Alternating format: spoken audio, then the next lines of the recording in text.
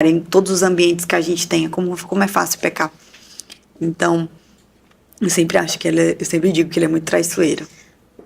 Bom, acho que já respondeu como o Cleiton falou, né? Respondeu até a pergunta que já seria a foi. próxima, né? Mas é bom assim que a gente vai, como eu disse, termina sendo um bate-papo, né? Sim.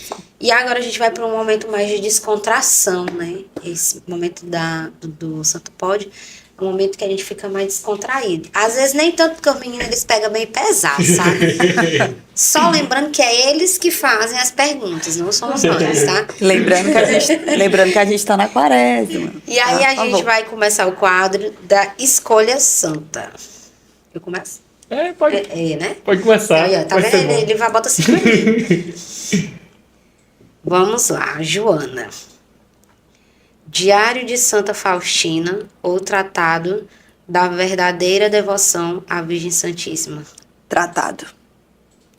O Diário de Santa Faustina ele é magnífico, mas o tratado de devoção à Santíssima Virgem, ele traz pra gente o discernimento. Ele é ele é um manual, gente. Ele é um manual de salvação. Ele é incrível você ler.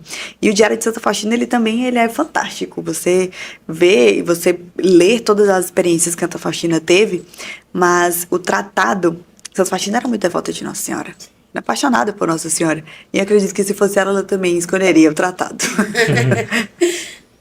Pergunta 2.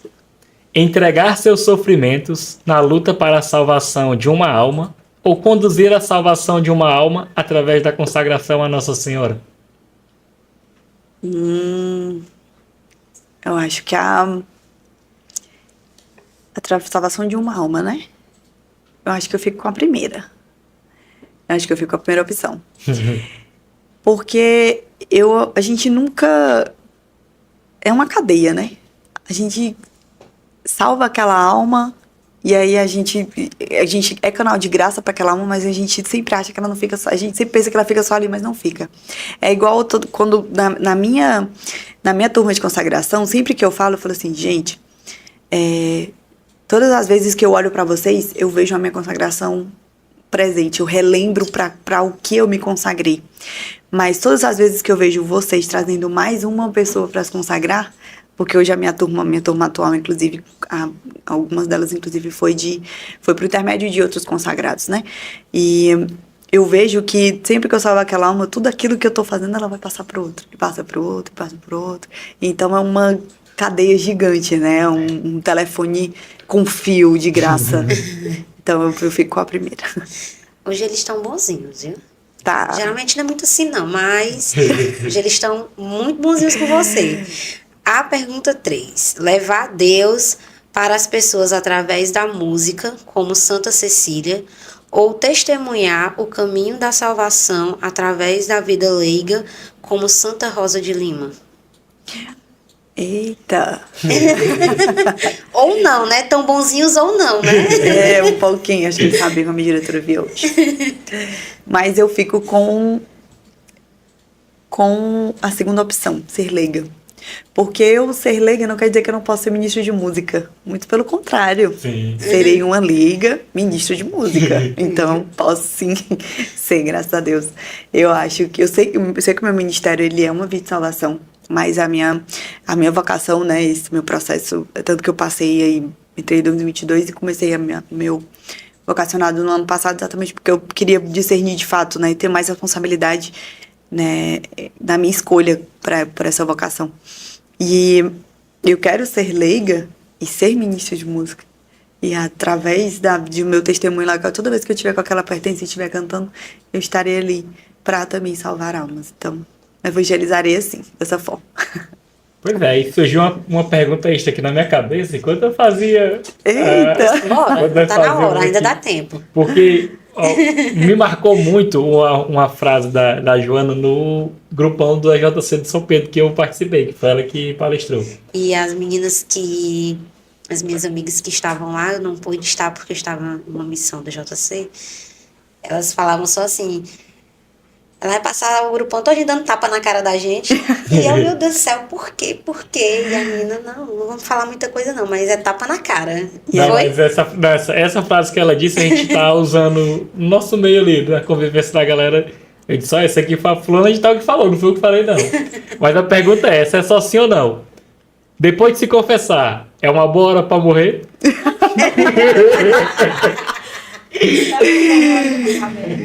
Então, vamos lá. Sim, se você estiver ido se confessar. Mas se você estiver ido só relatar os seus pecados pro padre, é fofoca. Não é confissão, tá? Como é tudo muito providência, né, de Deus. Eu não estava escalada, né? Eu não tinha sido convidada para aquele grupão naquele dia. Aconteceu algum problema com o palestrante daquele dia. E naquele mesmo dia, acho que o grupão era às 4 da tarde, me mandaram mensagem 1h30 da tarde. Falaram, Joana, a gente tá precisando de alguém. Um amigo meu, que era amigo de uma pessoa assim, foi bem um telefonezinho sem fio, de fato. Ele foi procurar. Aí disse, olha, Joana, a gente tá precisando. Eu falei assim, olha, eu posso ir, mas vamos ser a coisa assim bem mais rapidinho do que tinha que ser. E aí, quando eu cheguei lá, foi até bem diferente do que eu ia falar, porque de fato eu pensava que era só uma palestra simples, que a gente falava sobre a vivência da quaresma, né? Que a gente tem, que é sempre muito importante. Ainda que a gente vive isso todos os anos, é sempre muito importante a gente. É sempre a mesma, mas nunca igual. E toda vez antes, e rezando antes, né, de ir pra lá, eu sentia muito, muito forte no meu coração esse anúncio de identidade. Eu acho que você estava lá, você lembra, né? Eu perguntei pra todo mundo, né? Vocês sabem a identidade de vocês? Aí ficou todo mundo assim, se olhando um pro outro, sabe assim? Eu olhando, eu olhei assim, gente do céu, me ajuda. Me ajuda que eu já tô aqui, ó, tremendo a pálpebra.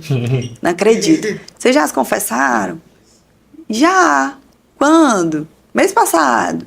Falei, gente, me ajuda de novo. E aí eu sempre falei, vocês sabem a identidade de vocês? Ele, não sei. Ah, não, isso é a minha identidade. Minha identidade, eu acho que um falou lá, meu nome é tal. Aí eu falei assim, tá, vamos falar assim, mas vamos saber, sua identidade, uma filha amada de Deus. É essa a identidade de vocês? Eu falei assim, olha, a identidade que eu demorei muito a aprender, né? Ainda estou aprendendo, ainda estou nessa minha identidade. E aí, eu senti muito forte no meu coração, né, quando eu estava rezando por aquele momento, que era de fato, que eram jovens que precisavam de um caminho. Eu sempre via muito assim, Joana, muito perdido, muito desordenado. Então, foi até uma palestra mais descontraída, exatamente porque é um assunto muito sensível, mas também porque eu precisava chegar de algum jeito no coração deles. Eu precisava chegar de algum jeito aquela palavra no coração deles. E eu sempre tento fazer o mais contraído possível, porque a gente lida com o jovem e também porque é o movimento da JC, de fato, trazer esses jovens esse primeiro contato para a igreja. E aí eu perguntei para eles, aí depois eu fiz eles levantarem. Eu sento e levanto, fiz uma penitência com eles lá, de sento e levanto. Vocês vão sentar, e quando eu disser, vocês vão levantar. Aí eu falei, vamos levantar de novo agora.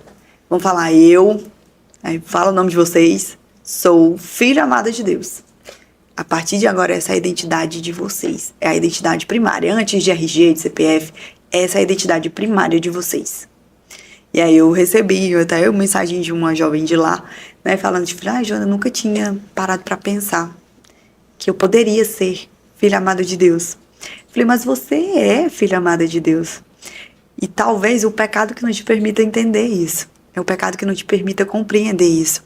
Porque uma das grandes consequências do pecado é cegar a gente para a misericórdia de Deus. É cegar a gente para o amor de Deus. Então, todas as vezes que você peca, mas que você se arrepende e que você se confessa, e quando a gente chega a brincadeira de que é um bom dia para morrer, como diz o vídeo, como diz o filme, né? Que eu acho que tem um filme que é um bom dia para morrer. É porque a partir daquele momento em que você entende que aquele pecado ofende a Deus, ofende a sua dignidade, ofende aquele santo sacrifício, todas as vezes que você vai lá e diz, Padre, hoje eu pequei contra Deus, eu me envergonho, eu me arrependo, eu quero ser uma nova pessoa, eu quero a partir dessa confissão ter um novo começo, um recomeço mesmo da minha vida, da minha caminhada com Cristo, todas as vezes que você está ali, você está reafirmando a sua identidade, que é de filho amado de Deus. Então, todas as vezes que você se identifica e você reafirma essa sua identidade, é um tapa que você dá na cara de quem você sabe quem, né? Que é o inominável. E você fala. Pois Tá bem, chegando ao galera. fim, né? Não se esqueça que vocês são filhos amados de Deus e depois de se confessar é uma bora pra morrer. Mas não Agora morro, vamos gente, ver. por favor, não pede isso, não pede, tá bom? Essa metáfora, não pede, por favor. Pois é, Joana, nós estamos chegando aqui nos nossos finalmente. Foi muito bom ter você Que agradeço. novamente conosco. Eu já tive a experiência de ter ido no grupão que ela palestrou e tem a segunda vez que eu a vejo. Não sei a Lois, se é a primeira ou a segunda. Eu a primeira vez, Primeira mas vez. eu espero vê-la outras vezes. Teremos Mas- sim. Foi muito bom o papo, muito bom, muito esclarecedor de certa forma. E foi muito bom que você falasse sobre a sua vida em si, para que as pessoas entendessem a sua conversão, o impacto que ela tem na vida das pessoas, o quanto que a sua vida foi verdadeiramente uma revolução. De em tão pouco tempo você sair ali da sua vida antes do protestantismo e entrar de cabeça mesmo na fé católica a ponto de ser formadora de turma de consagração e ministra de música e nessa caminhada de leiga consagrada à fraternidade e ao caminho. E Lloyd, vai deixar Quero sua palavra agradecer, né? Faço das palavras do Cleison as minhas. Como eu disse, espero vê-la outras vezes, né? Em outras oportunidades. Se Deus quiser, estaremos juntas outras e outras vezes. Muito obrigada, muitíssimo obrigada mesmo. Foi um prazer inenarrável. Tá? Eu te agradeço. Porque foi muito lindo, realmente dá vontade de chorar. Quando você começa a falar, realmente é do teu deserto ali. Eu fico muito impressionada, eu fiquei muito impressionada. Então, muitíssimo obrigada. Nós do Santo Pode, nós agradecemos demais, tá bom? E seja bem-vindo qualquer outra vez, qualquer outra hora, as portas estão abertas. Eu que agradeço o convite, fiquei muito lisonjeada, né? Todas as vezes que eu recebo esses convites para falar de Deus, para falar do Senhor, né? Eu sempre peço o discernimento para que não seja eu que fale, mas sim que o Espírito Santo fale por mim. E o meu testemunho de vida, como eu disse, gerar testemunho dói, mas quando você entende que aquele testemunho ele pode ser utilizado, né, ele pode ser uma via de salvação para alguém, você tem que se desprender de toda a vaidade, né? De muitas vezes você falar para alguém chegar, nossa, mas você é muito forte, nossa, no seu lugar eu não faria a mesma coisa, não sei como é que você aguentou, você de lidar da sua vaidade e saber de tudo aquilo que eu passei, ela foi misericórdia de Deus. O amor de Jesus, ele me alcançou através da minha pior dor. E ele poderia ter me alcançado de diversas outras formas, como ele alcança outras pessoas através de outras vias, porque ele é onipotente, né? Ele é onipresente, ele é perfeito nas suas vontades, né? A vontade de Deus é boa, perfeita e agradável, como a gente conhece. Mas viver hoje, viver o meu carisma, viver a minha religião, viver o meu evangelho, viver a minha consagração, viver o meu amor à Nossa Senhora, seja rezando a minha coroinha, seja formando os meus consagrandos, seja falando, seja cantando numa missa, ou seja participando de uma liturgia, ou dentro do meu ministério, dentro da minha comunidade, ou dentro da minha casa, é graça. Então, tudo que se eu tivesse que passar por aquele deserto de novo, eu passaria de novo, para que hoje eu pudesse me identificar como filha amada de Deus, para que eu pudesse entender a minha missão no mundo, que primária, antes de mais nada, antes de ser Joana, antes de ser profissional, antes de ser cantora, antes de ser qualquer outra coisa, ela é de evangelizar almas, é de buscar almas para Deus. E esse lema mesmo de dar-me almas e ficar com o resto, é aquilo que eu quero levar para mim. E quando eu recebi esse convite para cá, eu disse, mais uma via de evangelização. Então, eu sei que o que vocês fazem aqui, né, toda essa equipe que está aqui, todo mundo que que produz isso daqui, vocês fazem disso também uma via de evangelização. Todas as pessoas que estão aqui, elas são um canal de graça. Vocês são um canal de graça para aquelas pessoas que estão afastadas, que muitas vezes têm vergonha ou não sabem como fazer. Eu fui evangelizada dessa forma muitas vezes, através do Instagram, através de uma palestra de alguém, através de uma palestra do EJC. Eu fiz EJC, também fui tocada pelo EJC, enfim. Todas as vezes em que eu sou convidada a mostrar para o Senhor, nem digo falar a dar o meu testemunho, mas mostrar as maravilhas e as misericórdias que Jesus fez na minha vida através do meu deserto.